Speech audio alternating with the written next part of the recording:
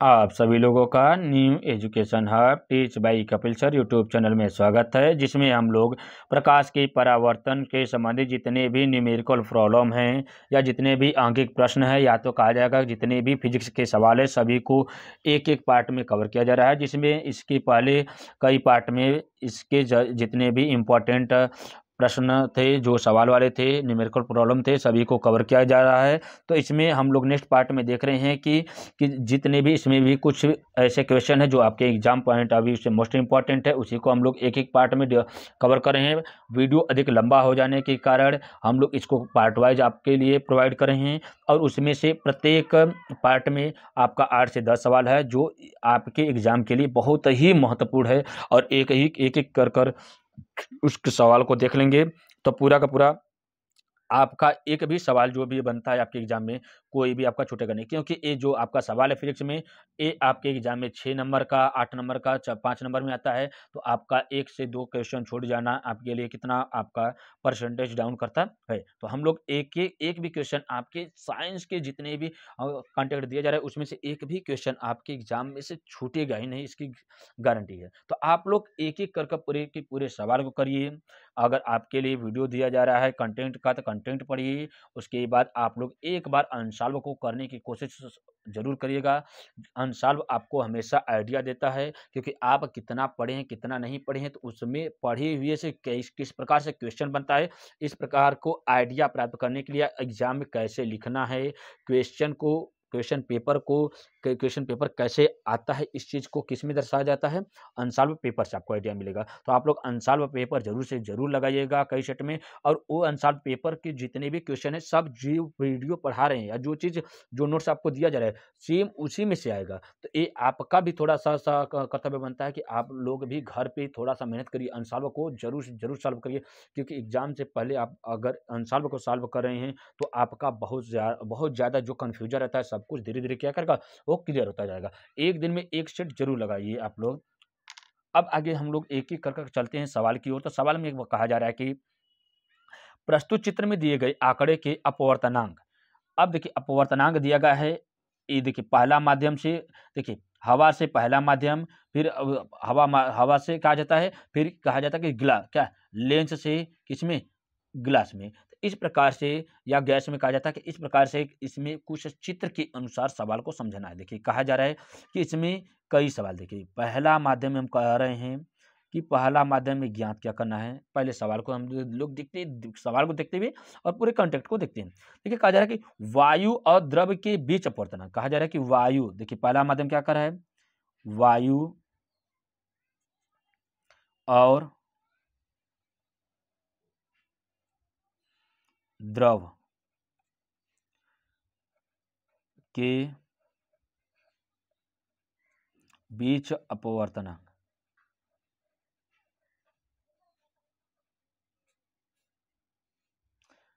इसमें यू का मान दिया गया। अब देखिए वायु से द्रव बोला जाएगा तो लिक्विड हो जाएगा। तो यहाँ पर म्यू बराबर एयर टू लिक्विड हो जा रहा है। से के लिए ज्ञात करना है। अब देखिए करना क्या है, वायु और द्रव के बीच में अपवर्तनांक ज्ञात करना है। तो अब सवाल में हम लोग को ज्ञात क्या करना है, यहां से हम लोग देखते हैं। तो आपतन कोण और परावर्तन कोण क्या ज्ञात करना है, आपतन कोण और परावर्तन कोण। अब इस सवाल में आपतन कोण क्या है, परावर्तन कोण कहां पर है, इसको हम लोग एक एक करके देखते। देखिए क्या आपतन कोण देखा जा रहा है, इसमें आपतन कोण,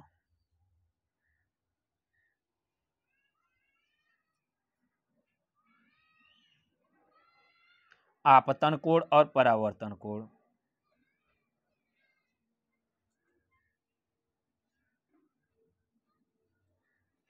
ठीक है। अब देखिए आपतन कोण को आई से और परावर्तन कोण को आर से दर्शाया जाता है। ठीक है। अब आपतन कोण आई का मान जो होता है, ये कितना होता है, अभी बोला जा रहा है। अगर यहाँ से हम पूरा का पूरा कितना, देखिए ये पूरा का पूरा मान कितना होता है, 90 डिग्री। कितना, ये पूरा का पूरा 180 होता है। अब 180 में यहाँ पर एक दूसरे के लंबवत है, क्योंकि ये अभिलंब से झुकी हुई होती है। क्या कहते हैं, ये अभिलंब से झुकी हुई होती है।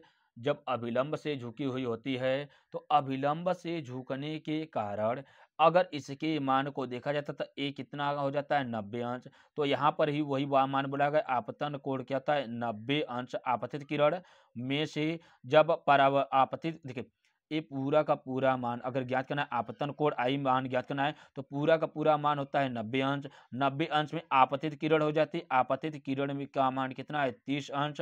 तो कहा जाता है किसी भी किरण में से आपतित किरण को घटाने से आपतन कोण प्राप्त होता है। क्यों? क्योंकि ये आपतित किरण हो जाती है, आपतित किरण और अभिलंब के बीच के बने कोण को क्या कहता है आपतन कोण कहा जाता है। तो यहाँ पर 90 में से 30 को माइनस करेंगे तो कितना आ जाता है यहाँ पे 60 प्राप्त होता है। तो 60 अंश क्या आ जाएगा, इस एंगल का क्या था आपतन कोण हो जाता है। अब परावर्तन कोण हो जाता है, सेम परावर्तन का अभिलंब से ये क्या जाता है अभिलंब और परावर्तित किरण के मध्य बने कोण को परावर्तन कोण कहा जाता है। तो यहाँ से भी 90 में से क्या करते हैं 45 माइनस करते हैं तो यहाँ से 45 अंश प्राप्त होता है। तो अब देखिए साइन आई का मान और साइन आर का मान यहाँ से ज्ञात हो गया। तो अब हम लोग सवाल में देखते हैं, कहा जा रहा है कि अपवर्तनांक ए, देखिए बोला जा रहा है कि एयर से लिक्विड में तो साइन आई बटा के साइन आर, ठीक है। अब साइन आई का मान यहाँ पर लिखेंगे साइन 60 अंश, फिर बटा के क्या हो जाएगा साइन 45 अंश, ठीक है। अब साइन 60 अंश और साइन 45 अंश का मान देखा जा रहा है कितना आ जाता है 3/2 हो जाता है। इसका मान 1/√2 हो जाता है, ठीक है। अब यहाँ पर देखा जाता है, देखिए जैसे ये भाग में चिन्ह है तो इसको क्या करते हैं हम 1/2, देखिए क्या 1/√3/2 और बटा के 1/2 है। तो अब इसके मान को हम एक तरीके से ऐसे लिख सकते हैं कि 3/2 भागे 1/2।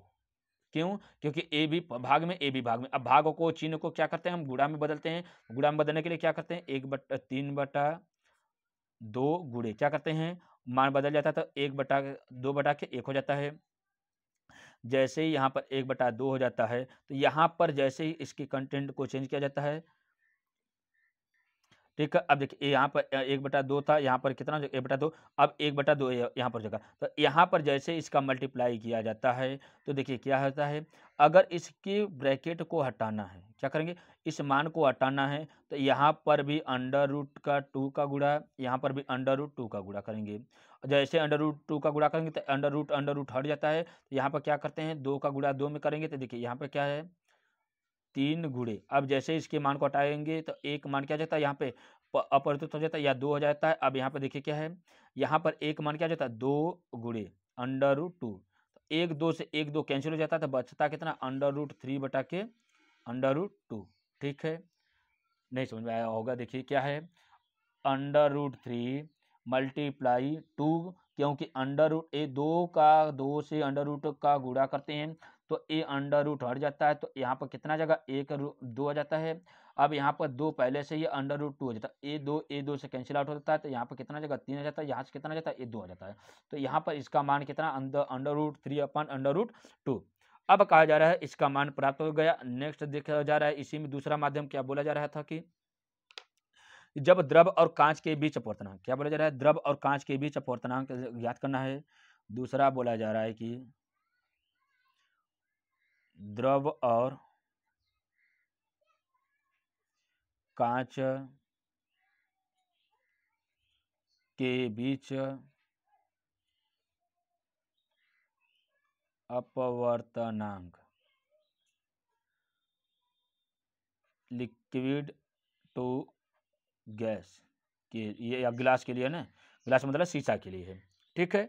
अब इस प्रकार से ज्ञात करना है। अब देखिए बोला जा रहा है द्रव और कांच के बीच, द्रव इसमें कहाँ दिया गया पहले माध्यम में, देखिए द्रव बोला गया, यहाँ से द्रव से किस में जाना है कांच में, तो इसका माध्यम ज्ञात करना है। तो देखिए यहाँ पे बोला गया है द्रव का अपवर्तनांक कितना है 45 और शीशा का कितना है 60। तो सेम ऐसे ही सवाल को हम लोग यहाँ पर कवर करते हैं कि दोनों के मान को रखकर देखिए क्या बोला गया है कि आपतन कोण, अब देखिए आपतन कोण और परावर्तन कोण ज्ञात करना है तो यहाँ पर लिखेंगे हम लोग आपतन कोण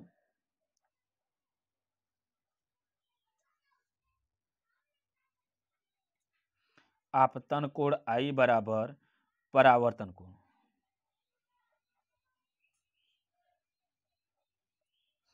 आर, ठीक है। अब आपतन कोण का मान जो दिया गया है यहाँ पर 90 है। अब 90 में से 45 क्यों आया है? क्योंकि द्रव्य में बोला गया है। द्रव्य का मान यहाँ पे कितना है? 45 है। तो 45 में से 90 में से 45 को माइनस करेंगे, कितना आ जाएगा? 45 आ जाता है। ये यहाँ से कंप्लीट होता है। दूसरा अगर बोला गया परावर्तन कोण, परावर्तन कोण का मान यहाँ पे कितना दिया गया है? 60 अंश दिया है। जब 60 अंश को माइनस करेंगे यहाँ से 90 में से 60 को माइनस करेंगे, कितना आ जाएगा? यहाँ पे 30 आ जाता है, ठीक है। जैसे ही 30 आ जाता है तो यहाँ से हम लोग फार्मूला लिखते हैं, म्यू लिक्विड टू गैस, ठीक है। अब यहाँ पर लिखेंगे साइन आई बटा के साइन आर, ठीक है। अब यहाँ से लिखा जाता था साइन 45 बटा के साइन 30, ठीक है। साइन 45 अंश और साइन 30 अंश आपको पता है। साइन 45 अंश का मान कितना? 1 बटा के √2 होता है और साइन 30 अंश का मान 1 बटा के 2 होता है, ठीक है। अब देखिए यहाँ पे क्या है? 1 बटा के √2 यहाँ पर हो गया भागे 1 बटा के 2 हो गया, ठीक है। अब जैसे ही बाकों को चिन्ह है यहाँ पर देखिए एक अंडर रूट है, तो अंडर रूट को अंडर रूट से हटाना है, तो यहाँ पर हम क्या करें? √2 मल्टीप्लाई 2 बटा के 1 हो जाता है, क्योंकि ये भाग का चिन्ह है तो यहाँ पर गुणा हो जाएगा। और देखिए इस चिन्ह को हटाना है तो ऊपर भी अंडर रूट का गुणा करेंगे, यहाँ पर भी √2 का गुणा करेंगे, ठीक है। जैसे इसको गुणा किया जाता है तो यहाँ पर देखिए अंडर रूट कितना जाता है? 1 2 बचता है, गुणे जब यहाँ पर √2 है तो यहाँ देखिए यहाँ पर 2 गुणे √2 अपन 1, ए 2 से ए 2 कैंसिल आउट होता है, तो यहाँ पर सिर्फ बचेगा क्या? √2 बटा के 1, ठीक है। अब जब 2 बटा के 1 होगा तो इसका मल्टीप्लाई करेंगे, कितना? √2 ही आ जाता है। तो यहाँ से क्या पता चलता है? √2। इस प्रकार से ये पूरे के पूरे सवाल को एक बार आप लोग देखिएगा कि सवाल थोड़ा सा डिफिकल्ट है और लेंदी है, लेकिन बहुत ही आसान है। देखिए एक क्वेश्चन देखिए 2015, 2017, 2018, 2021 में ये सब क्वेश्चन आया हुआ है। तो इस प्रकार से एक पूरे के पूरे सवाल को आप लोग देखिएगा। देखिए कहा जा रहा है, पहले सवाल में देखिएगा ये आपतन कोण हो जा रहा है। पहला माध्यम बोला जा रहा है कि वायु का द्रव्य में पूछेगा, दूसरा बोलेगा द्रव का शीशे से। अब इस प्रकार से आपतन कोण पूछे जाएगा और दोनों माध्यम में आपको ज्ञात करना है, क्योंकि यहाँ पर बोला गया एयर से ग्लास में और ग्लास से देखिए लिक्विड से ग्लास में। यहाँ से लिक्विड से ग्लास में आ गया शीशा में, उसके बाद यहाँ पर बोला गया एयर से वायु से लिक्विड में। इस प्रकार से जितने माध्यम में पूछेगा सभी के मान को आप लोग यहाँ से देख लीजिएगा किस प्रकार से पूरे के पूरे सवाल को किया गया था। आप लोग इसी आधार पर पूरे के पूरे सवाल को करिएगा, पूरा आपको आंसर प्राप्त हो जाएगा। और ऐसे ही आपको बोर्ड की कॉपी में भी सुंदर सुंदर थोड़ा सा लिखना है, जहाँ पर थोड़ा सा आपको समझाने में कटपिट हो जा रहा है तो आप लोग कटपिट ज़्यादा नहीं करना है आपको, और साफ साफ सुंदर सुंदर आपके बोर्ड की कॉपियों में लिखना है। तो अब हम लोग चलते हैं नेक्स्ट सवाल की ओर। नेक्स्ट सवाल की ओर देखिए, एक पारदर्शी कांच के बने घनाकार गुटके के जिसकी प्रत्येक भुजा 4 सेंटीमीटर है की तली पर स्थित एक काले बिंदु की आभासी गहराई की गणना कीजिए, जिसमें कांच का अपवर्तनांक 1.6 दिया हुआ है। तो हम लोग सवाल में देखते हैं कि किस प्रकार से बोला जा रहा है कि सवाल में कुछ करना नहीं है, सवाल में बस यहाँ पर दिया गया कांच का अपवर्तनांक। क्या बोला गया है? कांच का अपवर्तनांक। तो यहाँ पर लिखेंगे कि कांच का अपवर्तनांक, कांच का अपवर्तनांक, कांच का अपवर्तनांक 1.6 है, ठीक है। दूसरा बोला जा रहा है कि वास्तविक गहराई, यहाँ पर भुजा की वास्तविक गहराई कितनी है? वास्तविक गहराई क्या है? वास्तविक गहराई कितनी है? 4 सेंटीमीटर, ठीक है। वास्तविक गहराई और कांच का अपवर्तनांक, ठीक है।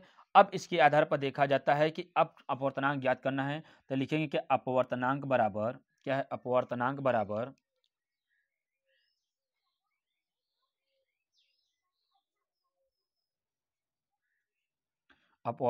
बराबर वास्तविक गहराई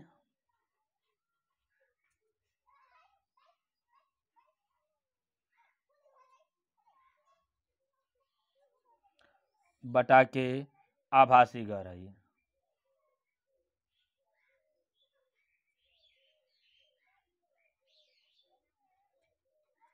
ये क्या जगह फार्मूला हो जाएगा। अब देखिए करना क्या है, कुछ नहीं, फार्मूले के आधार पर पूरे मान को रखना है। अपवर्तनांक दिया है इसमें कितना है? 1.6, ठीक है। अब बोला गया वास्तविक गहराई 4 सेंटीमीटर है, बोला जा रहा है आभासी गहराई ज्ञात करना। तो यहाँ पे लिखेंगे आभासी गहराई, ठीक है।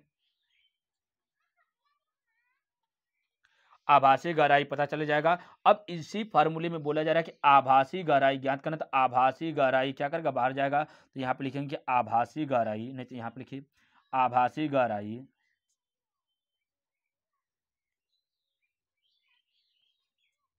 आभासी गहराई, आभासी गहराई। अब देखिए आभासी गहराई को ज्ञात करना है तो यहाँ पर देखा जाता है कि वास्तविक गहराई बटा के क्या जगह आप अपवर्तन हो जाएगा। तो यहाँ पे लिखेंगे क्या, 4 सेंटीमीटर बटा के कितना 1.6, ठीक है।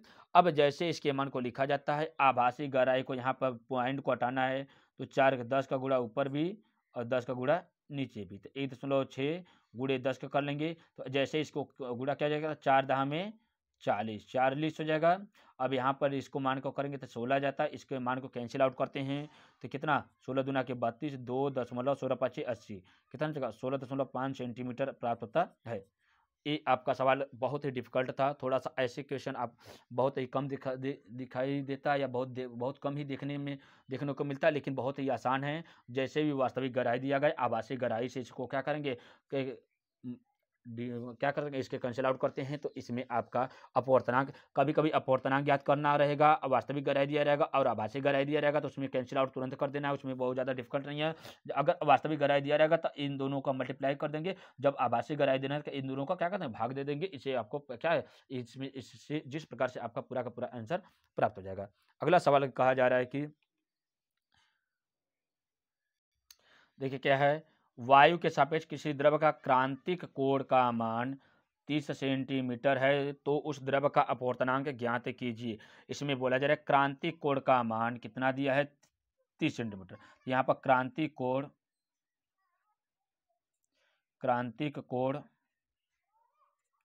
बराबर, क्रांतिक कोण को C से दर्शाया जाता है। यहाँ पर क्रांतिक कोण बराबर 30 अंश। अब अगला कहा जा रहा है कि क्रांतिक कोण हो गया अपवर्तनांक,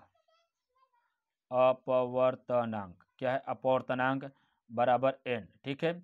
अब कहा जा रहा है n बराबर 1/sin c। अब 1/sin c तो 1/sin c का मान कितना होगा, 30 अंश हो गया। sin 30 अंश का मान देखिए n बराबर 1/sin c का मान 1/2।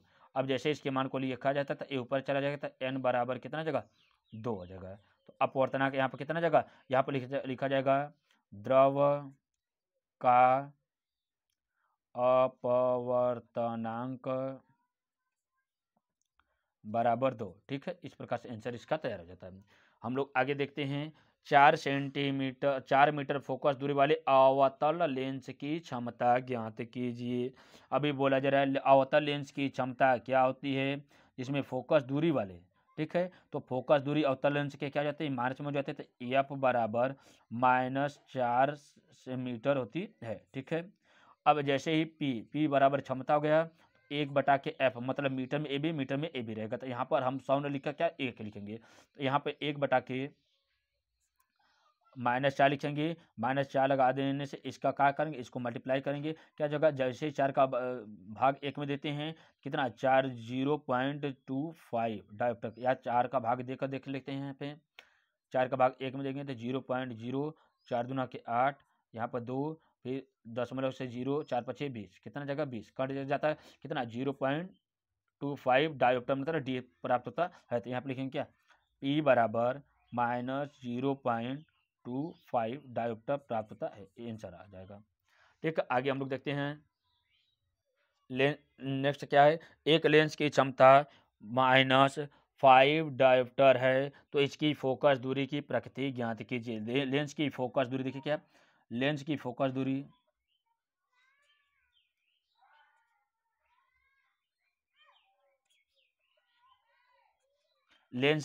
दूरी यहाँ पर बोला गया फोकस दूरी को f से दर्शाया जाता है। तो f बराबर कितना 100 के क्षमता हो जाएगा, ठीक है।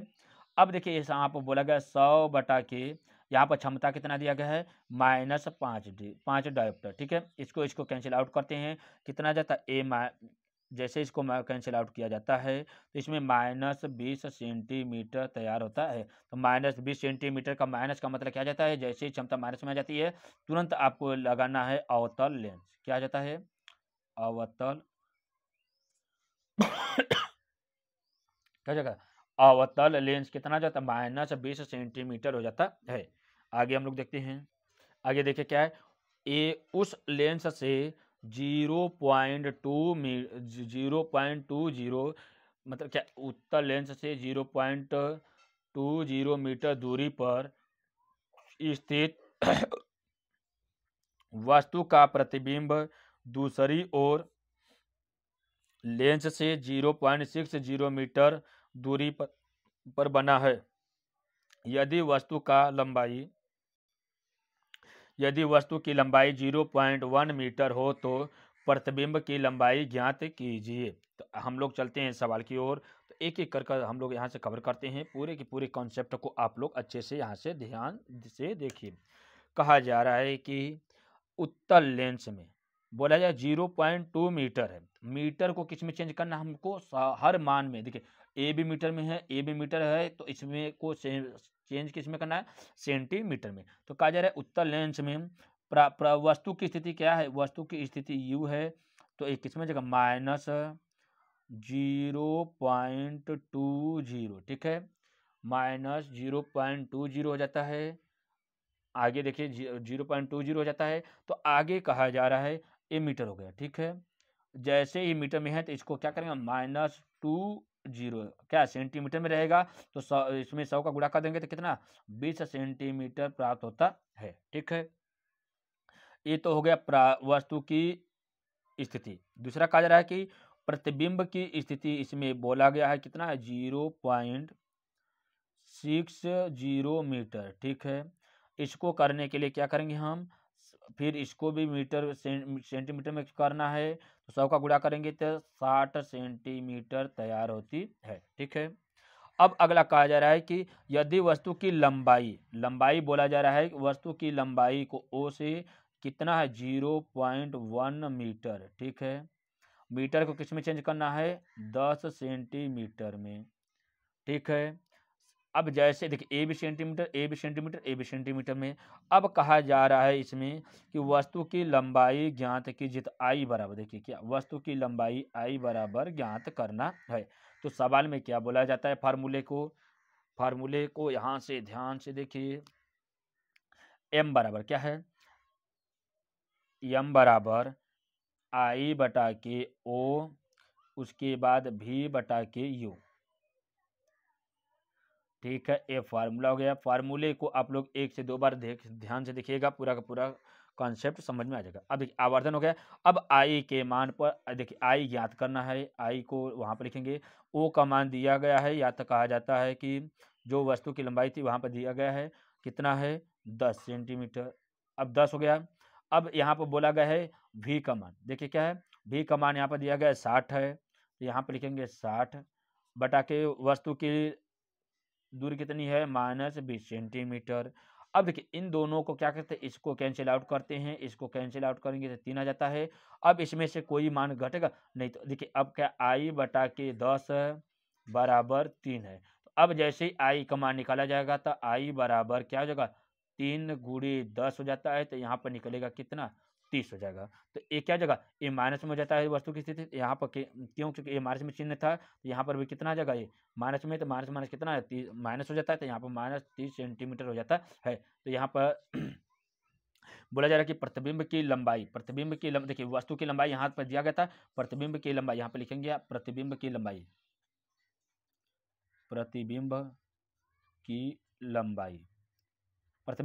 आई बराबर -30 सेंटीमीटर हो जाता है। आगे हम लोग देखते हैं नेक्स्ट सवाल की ओर। एक अवतल लेंस की फोकस दूरी 30 सेंटीमीटर है, तो लेंस के सामने 15 सेंटीमीटर दूर रखी वस्तु के प्रतिबिंब की स्थिति को ज्ञात कीजिए। इसमें बोला जा रहा है फोकस दूरी अवतल लेंस की बोला जा रहा है कितना ना, माइनस में, तो फोकस दूरी -30 सेंटीमीटर कमा, उसके बाद वस्तु की स्थिति -15 सेंटीमीटर, उसके बाद प्रतिबिंब की स्थिति ज्ञात करना है। तो ये सवाल बहुत ही सिंपल है। 1/k v minus 1/k u बराबर 1/k f हो जाता है फार्मूले के बेस के आधार पर। अब यहाँ पर लिखा जाएगा 1/v का मान ज्ञात करना है, ये माइनस हो जाएगा 1/k यू का मान कितना -15 सेंटीमीटर बराबर 1/k -30 हो जाएगा। ठीक है, अब देखिए इसमें सवाल में बोला 1/k भी का मान ज्ञात करना है बराबर क्या हो जाएगा 1/k -30। अब माइनस माइनस प्लस हो जाता है, इधर आने के बाद क्या हो जाता है फिर माइनस हो जाता है -15 हो जाता है। ठीक है, अब देखिए कहा जा रहा है कि जैसे इसके सवाल को किया जाता है, देखिए क्या है माइनस, यहाँ पे माइनस लेंस है ना, हाँ ठीक है, ये माइनस है, माइनस प्लस ये क्या माइनस माइनस प्लस हो जाता है, प्लस यहाँ पर जाने के बाद क्या होता है ये माइनस में आ जाता है, तो यहाँ पर -15 सेंटीमीटर हो जाता है।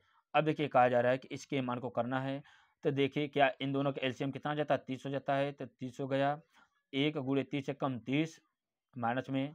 अब यहाँ पर भी माइनस क्या हो जाता है 1 गुणे 2 15 दूना के 30 2 हो जाता है, तो यहाँ पर लिखेंगे कि -1 -2/30। ठीक है, अब यहाँ से प्राप्त होना है तो 2 माइनस माइनस क्या हो जाता है प्लस हो जाता है, प्लस का मतलब 3 हो जाता है, यहाँ पर 2 1 3 हो जाएगा, यहाँ पर 30 हो जाता है, तो यहाँ पर प्राप्त हो जाता है 1/10 क्या हो जाता है, यहाँ पे प्राप्त होगा 1/10 सेंटीमीटर हो जाता है। अब कहा जा रहा है कि जैसे ही यहाँ पे माइनस का चिन्ह लगाया जाता है, क्योंकि यहाँ पर माइनस का वाला नंबर बड़ा है, अब यहाँ के पे 1/k भी बराबर 1/k -10 सेंटीमीटर हो जाता है, तो भी बराबर क्या जाता है -10 सेंटीमीटर होता है। कहा जाता है प्रतिबिंब की स्थिति अवतल दर्पण में तीनों का मान, चाहे फोकस हो, चाहे वस्तु की हो, चाहे प्रतिबिंब की दूरी क्या हो जाती है सदैव ऋणात्मक होती है। तो हम लोग यहाँ पर लिखेंगे प्रतिबिंब वास्तविक प्रतिबिंब की लेंस से दूरी, देखिए क्या है प्रतिबिंब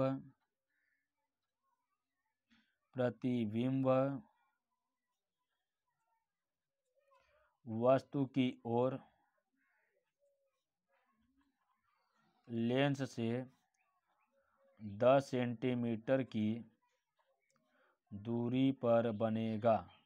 ठीक है, ऐसे ही वीडियो देखने के लिए चैनल को लाइक करिए, सब्सक्राइब करिए तथा शेयर करिए। फिर मिलते हैं कल नए वीडियो के साथ। Thank you so much, bye bye, take care.